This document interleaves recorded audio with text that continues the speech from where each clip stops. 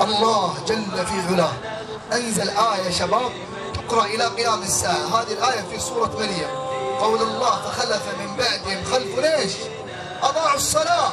اسمعوا يا شباب، أضاعوا الصلاة واتبعوا الشهوات فسوف ايش؟ يلقون غيا. تعرفون ايش معنى غيا؟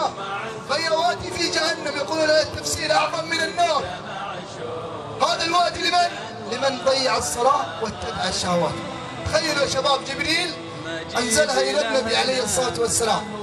حبيبي وحبيبك محمد عليه الصلاة والسلام عندما أنزلت هذه الآية بكى.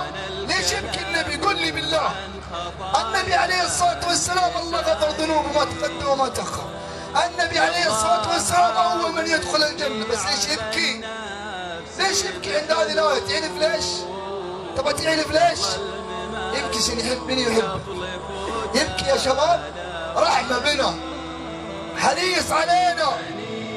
النبي يقول لجبريل يا جبريل تضيع أمة الصلاة؟ يا جبريل تضيع أمة الصلاة؟ في ناس يجون من بعد ما يصلون، في ناس يجون من بعد يسمع حي على الصلاة حي على الفلاح ما يصلي. تعرفون ايش قال جبريل؟ تعرفون يا شباب ايش قال جبريل؟ قال جبريل لمحمد عليه الصلاة والسلام يا محمد، يا محمد سألت يا أقوام من أمتك ما يضيعوا الصلاة، يبيعون الدين كله بغرض من الدنيا. يا شباب اللي قدم مباريات كاس ولا دوري أوروبي ولا غير ذلك على حي على الصلاة حي على الفلاح مع دينه.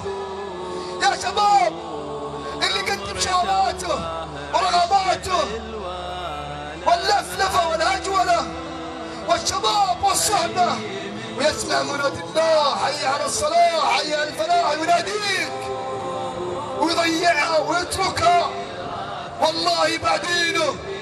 يا أخي قل لي بالله كيف تعيش وانت ما تصلي؟ كيف عايش؟ كيف قلبك؟ كيف حياتك وانت ما تصلي؟ قلبك فارغ، قلبك مظلم، قلبك ضيق وانت قاطع الصلة بينك وبين ربك. ابغى اسالك سؤال بالله، كل اللي يسمعني ابغاك تجاوب في قلبك، ابغاك تجاوب في قلبك عشان تعرف ليش هذا الموضوع مهم. ما بقول لك مخدرات، ما بقول لك عقوق، ما بقول لك اغاني، ابغى اقول لك صلاة صلاة صلاة. لأن الصلاة إذا أديتها كما يريد الله إن الصلاة تنهى عن الفحشاء والمنكر. اليوم مرت 5 فروض، فجر ظهر عصر مغرب عشاء. اللي تسمعني الآن تبغى السعادة والراحة والاطمئنان، صليت ولا ما صليتها؟ 5 فروض الله يناديك اليوم، المؤذن ناداك 5 فروض، فجر ظهر عصر مغرب عشاء. صليناها ولا ما صليناها؟ إذا صليناها الله يزيدكم ويوفقكم ويثبتكم يا رب، وإذا ما صليناها قل لي بالله متى